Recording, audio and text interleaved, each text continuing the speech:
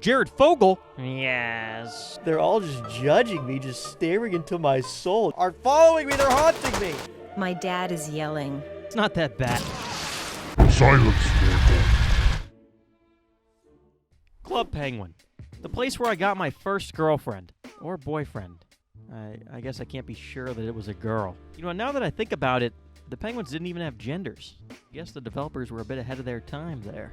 The original audience for Club Penguin, we're getting a bit old now. But just because we're older doesn't mean we can't capture the joy of Club Penguin in a way that relates to us now as adults. But what makes Club Penguin so great? I think I've boiled it down to 4 things here. Let me just grab my whiteboard. There you go. All right, number 1, we've got social interaction. I think it's safe to say we can strike that one off the list. If you're watching this, it means you're probably not the most popular person around.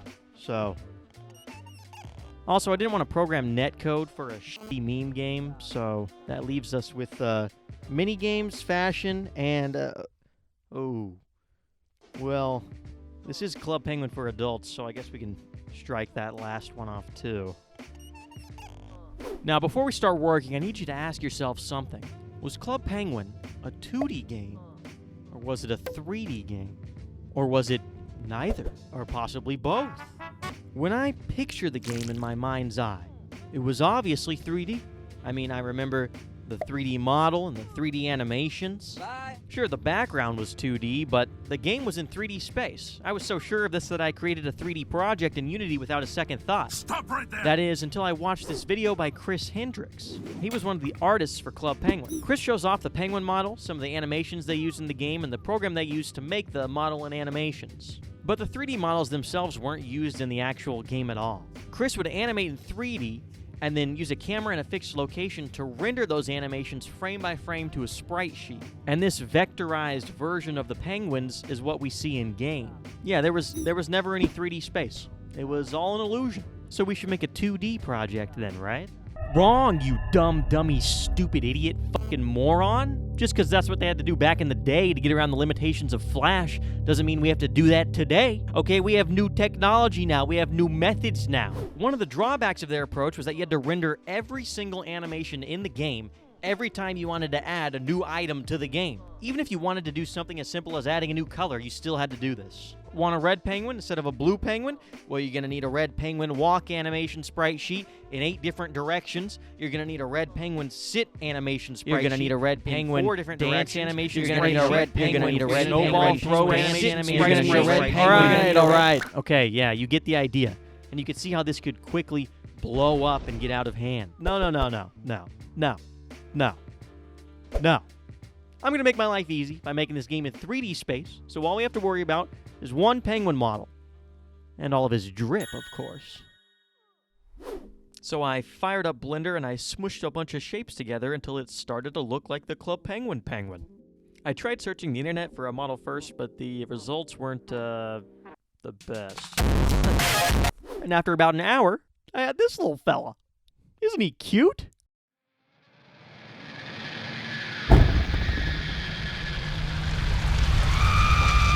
Now all I needed was some of that classic Club Penguin background art.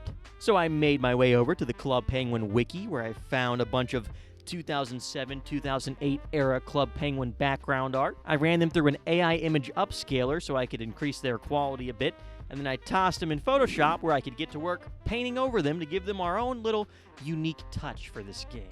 And that's when I got to thinking, what exactly am I going to change about these backgrounds?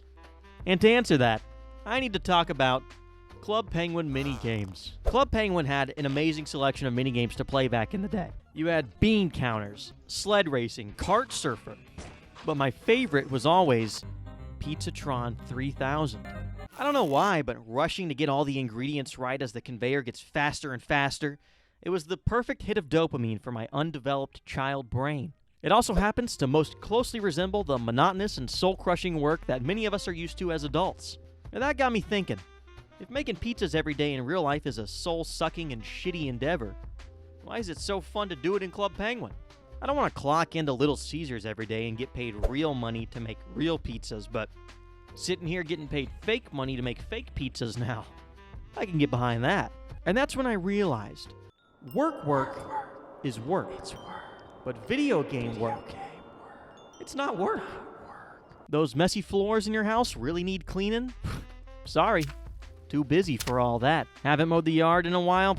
Gee, sure wish I could, but this digital grass ain't gonna cut itself. And look at how fucking good it looks, god damn! But the Pizzatron minigame, I mean, it's close, but it's missing something that'll reel in the audience for this game. At this point, we're used to much harsher workplace conditions. We need a job that will subject our penguin to the scrutiny of the penguins around him. And that brings me back to our backgrounds. We're gonna be turning the pizza parlor into a Subway. Hey, you can't just do that. You can't just use Subway's branding like that, okay? Former Subway spokesman and convicted sex offender Jared Fogle. Yes. Aren't you supposed to be in prison? And why do you give a fuck? You're not the spokesman for Subway anymore. Despite my current Why are you a ghost? You're not even dead yet. Despite my current status, I still care Your status in prison or your status as a ghost? Silence, mortal. Despite my current status, I still care deeply for the Subway brand, and that is why I insist that I am allowed to watch in the corner while the sandwiches are made. Oh. All right. I mean, I don't see why not. Wait. You know this is Club Penguin for adults, right? There's not going to be any kids in there. Oh. No kids. Oh, get the fuck out of here, Jared Fogle, you goddamn son of a bitch. God, hate that guy. All right, let's get rolling on these backgrounds.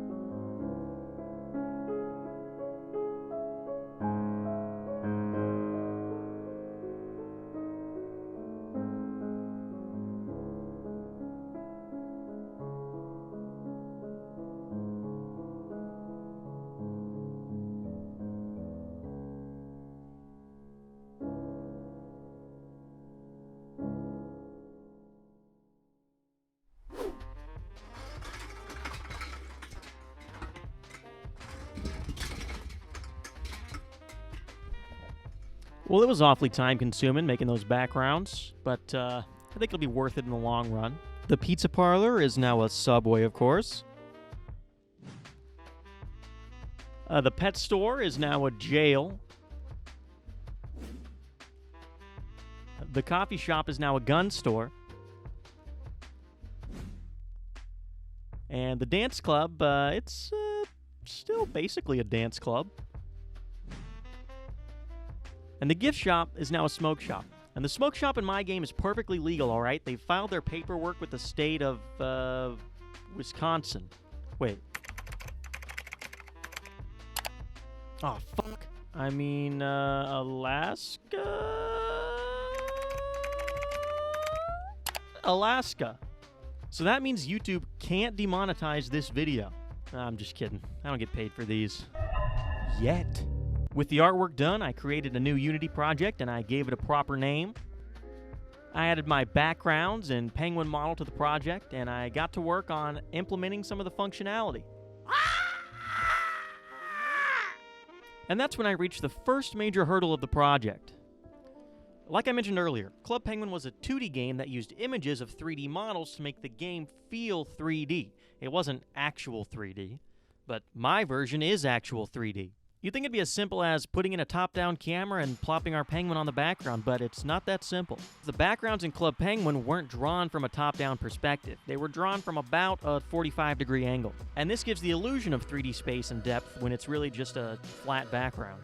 So to make this actually work in 3D space, either our background and our camera need to be at an angle, or our penguin needs to be at an angle. But either way, you had to balance two perspectives. At first, I tried something like this, but I wanted to use physics-based movement, and this setup isn't ideal for that. We were being pulled down, yeah, but at an angle. This meant forces applied to our penguin would be weaker when facing certain directions. So I switched to a top-down view, and I angled our penguin. This fixes our gravity issue, but not our issue with uneven forces. I can't use our penguin's direction to control the forces on it, because it's always pointed at an angle. To apply force evenly, I needed to apply it on this axis. So that's easy, right? Just create a parent for the penguin that faces this way and apply forces to that. And that's all fine and dandy, except when you rotate that parent object, your penguin rotates like this.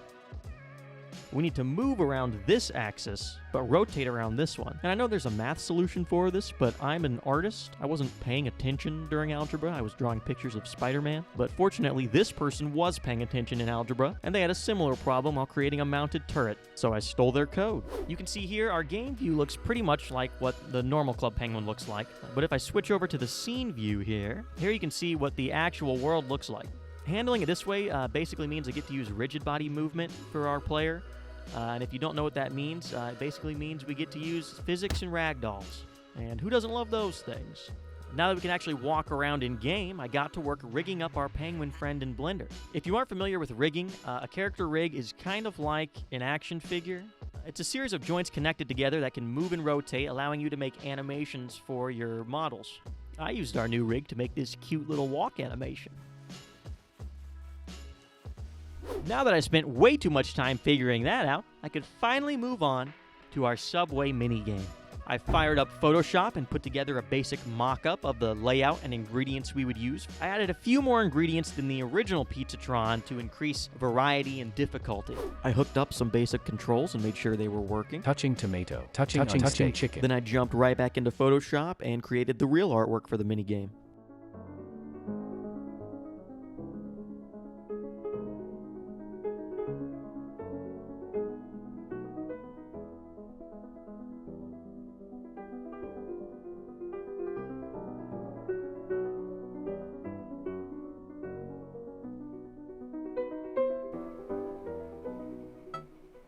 Okay, that is way too fast.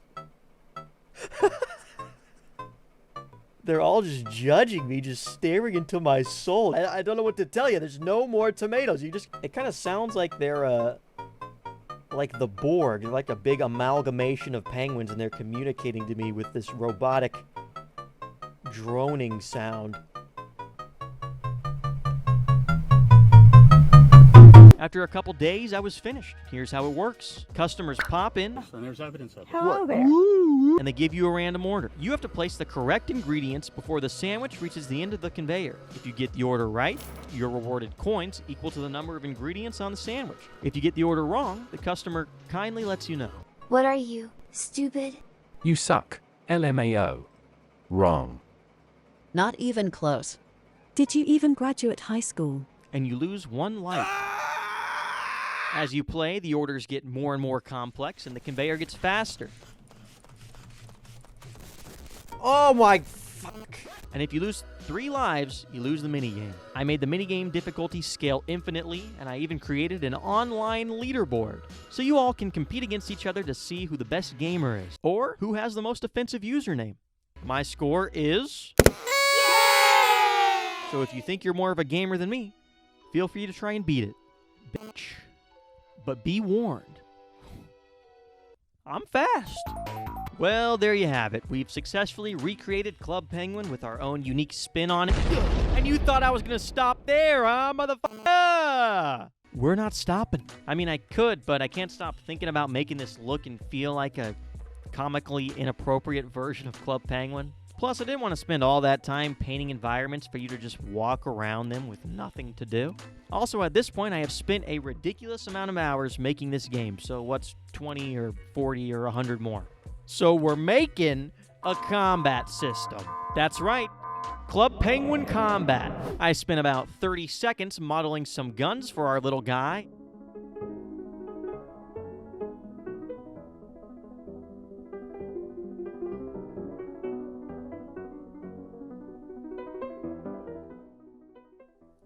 I don't know about you, but I'm starting to think we shouldn't trust this guy with weapons.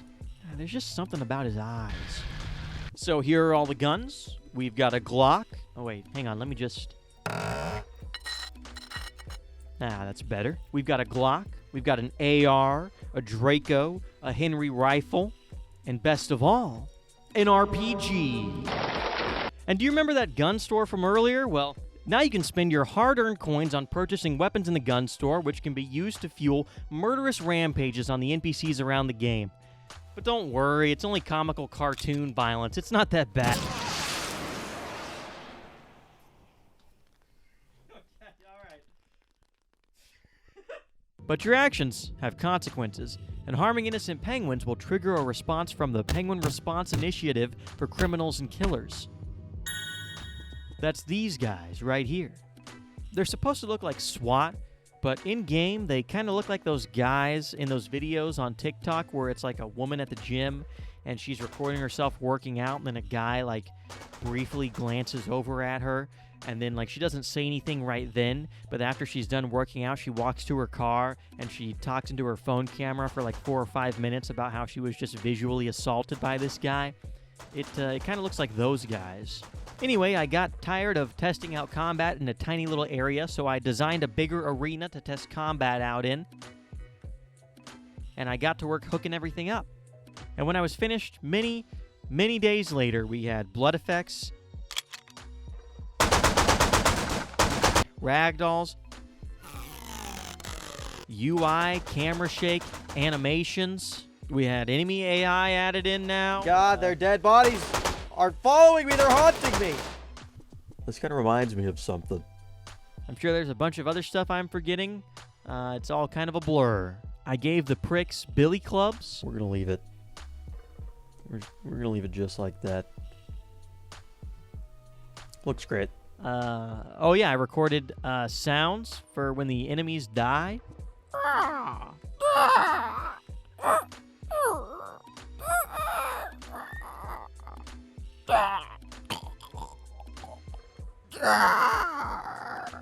That is awful. Yeah, I'm kind of summarizing. Getting all this added was a much larger undertaking than I originally thought it would be, which I'm beginning to realize is a theme with game development. That's why I said this video would be out at the start of the year, and I'm now months past that. So after the dust settled and the bugs were squashed, I was left with a mildly entertaining horde mode. I made sure to make it endless, and the difficulty scales over time, just like with the Subway minigame. And of course, there's a global leaderboard for this as well, so knock yourself out, prove you're a real gamer, make your parents proud.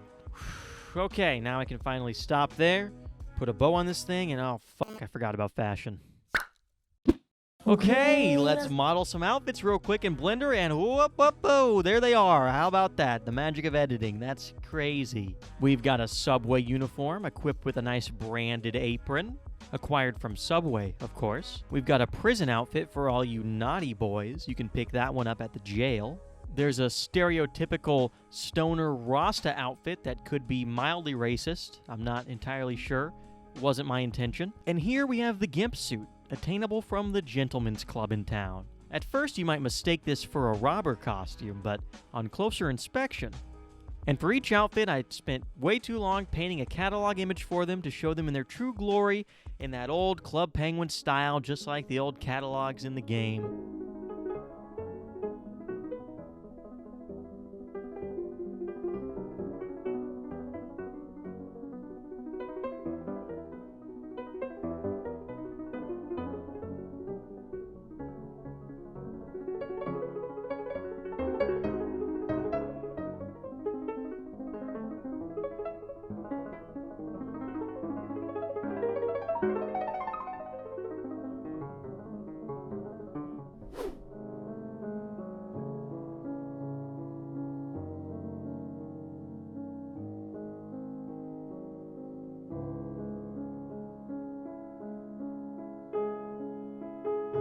Just visit any of those stores in town and click the catalog to check out your drip options and conduct a transaction. They're 1,000 coins each, which will require a pretty long shift at Subway to earn, but we know sandwich artists aren't exactly known for bringing home the bread.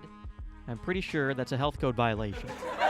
And after that, I sprinkled in some small touches to the game, like adding open doors to all the buildings in the game, adding dancers to the gentleman's club, giving NPCs random messages. My dad is yelling. Leave me alone.